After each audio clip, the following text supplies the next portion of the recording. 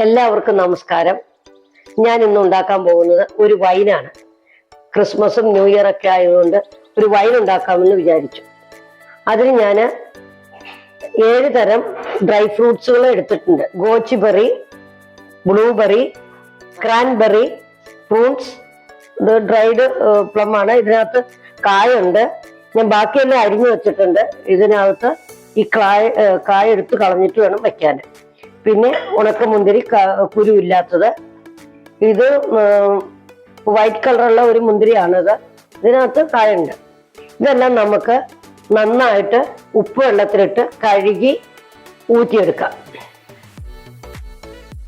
ഉണക്കമുന്തിരിയും ആ പച്ചമുന്തിരിയുമായതുള്ളതും നമുക്ക് ഒരു 5 മിനിറ്റ് ഉപ്പ് വെള്ളത്തിൽ ഇടണം. അതുകൊണ്ട് ഞാൻ അത് സെപ്പറേറ്റ് എടുത്തു. ഓരോന്നും 200 ഗ്രാം വെച്ച് 1400 ഉണ്ട്. അതിന്റെ കുരുവെല്ലാം കളഞ്ഞ് 1 കിലോ 300 ഗ്രാം ഉണ്ട്. നന്നായിട്ട് കഴുകിയെടുക്കാം. ഉണക്കമുന്തിരി നമുക്ക് നന്നായിട്ട് കഴുകണം, വെള്ളം തെളിയുന്നേരം വരെ. ഇതിന് അത്രയും കുഴപ്പമില്ല. ഇത് പെട്ടെന്ന് തന്നെ നമുക്ക് കഴുകിയെടുക്കാം.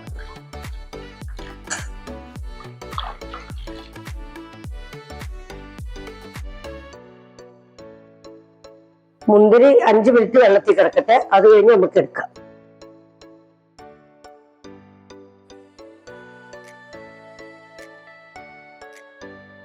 ഡ്രൈ ഫ്രൂട്ട്സ് ഒക്കെ കഴുകി വൃത്തിയാക്കി വെച്ചു. ഇനി ഇതിനകത്തേക്ക് ആവശ്യമായിട്ട് 4-4.5 ലിറ്റർ വെള്ളം വേണം. അത് നന്നായിട്ട് വെട്ടി തിളയ്ക്കണം. അത് ഞാൻ ഈ പാത്രത്തിൽ വെച്ച് ഇത് വെട്ടി തിളച്ചിട്ടുണ്ട്. 4.5 ലിറ്റർ വെള്ളമുണ്ട്. വെള്ളം നന്നായിട്ട് വെട്ടി തിളച്ചു. നമുക്ക് അതിനകത്തേക്ക് ഈ ഡ്രൈ ഫ്രൂട്ട്സ് കഴുകിയത് ഇടാം.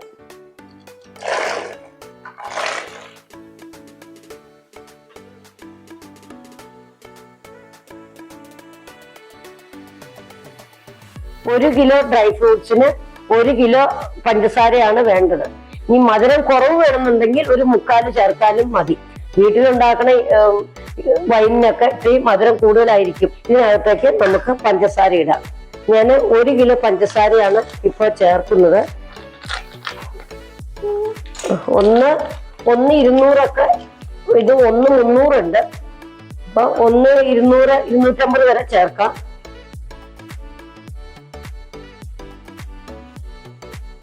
പിന്നെ ക്യൂബ്സ് ആയിട്ടുള്ളതാണ് എനിക്ക്. അത് 250 കൂടെ ഇടുവാണ് ഇതിനകത്തേക്ക്. പിന്നെ നമുക്ക് ഒരു വലിയ നാരങ്ങ വേണം. ഒരു വലിയ നാരങ്ങ കുരുവെല്ലാം കളഞ്ഞിട്ടുണ്ട്. ഇത് ഞാൻ 4ആയിട്ട് മുറിച്ചിട്ടുണ്ട്. ഇതും കൂടെ ഇതിനകത്തേക്ക് ഇടുവാണ്. ഇത് നന്നായിട്ട് തിളയ്ക്കണം. തിളച്ച് കഴിയുമ്പോൾ ഇത് വാങ്ങി വെക്കണം.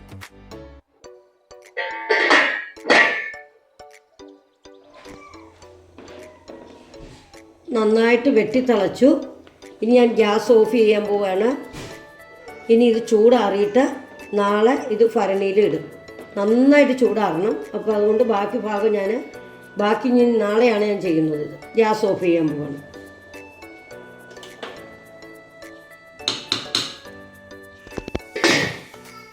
ഇന്നലെ ഞാൻ ഇത് തിളപ്പിച്ച് വച്ചിരുന്നു.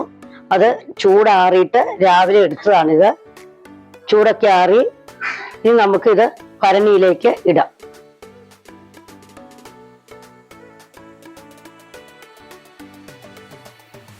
ഭരണിയിലാണ് നമ്മൾ വൈൻ ഇട്ട് വെക്കേണ്ടത്.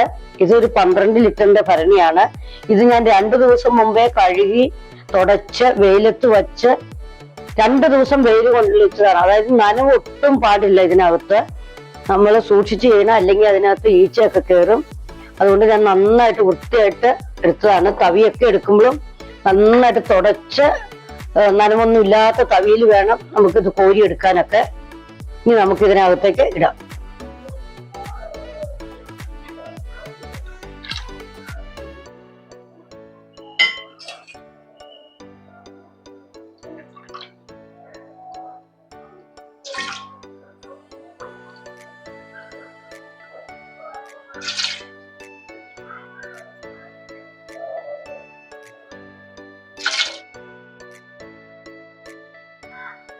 ഇനി ഇതിനകത്തേക്ക് ഞാൻ 2 കഷ്ണം കറുവപ്പട്ട, 1 കഷ്ണം ജാതിപത്രി, തക്കോലം, ഒരു 10-12 ഗ്രാമ്പു എല്ലാം കൂടി നമുക്ക് ഇതിനകത്തേക്ക് ഇടാം.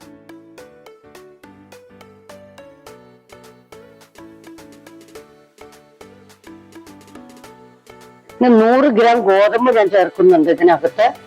ഇത് നന്നായിട്ട് കഴുകി ഉണക്കി ഒരു 3-4 ദിവസം ഉണങ്ങിയതാണ്.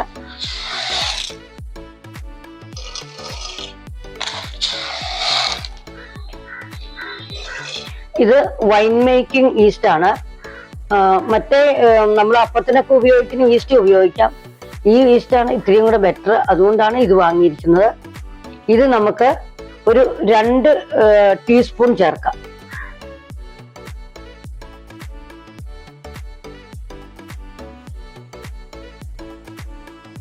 ഭരണിയുടെ മുക്കാൽ ഭാഗമുണ്ട്.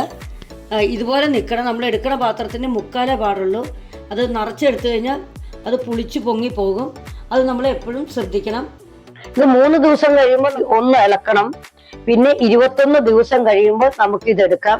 പിന്നെ ദിവസം കൂടുതൽ എടുക്കും തോറും ആ വൈനിന് വീര്യം കൂടുകയേ ഉള്ളൂ. ഇതിലൊക്കെ നമ്മളിത് ഒഴിച്ചപ്പോ ഒക്കെ കുറച്ചൊക്കെ പറ്റിയിട്ടുണ്ട്. അതെല്ലാം നന്നായിട്ട് ക്ലീൻ ചെയ്യണം. നല്ല വൃത്തിയായിട്ടിരിക്കണം, അല്ലെങ്കിൽ ഇത് പൂപ്പിലൊക്കെ വരും. ഇത് നന്നായിട്ട് ഇതുപോലെ അടച്ച് വൃത്തിയുള്ള വെള്ളത്തുണിയിനകത്ത് നന്നായിട്ട് മുറുക്കി കെട്ടണം. എന്നിട്ട് ഇരുട്ടുള്ള മുറിയിലോ നമ്മുടെ പാത്രം വെക്കണ അലമാരിയുടെ അവിടെയോ ഷെൽഫിലോ എവിടെയെങ്കിലും വെക്കാം.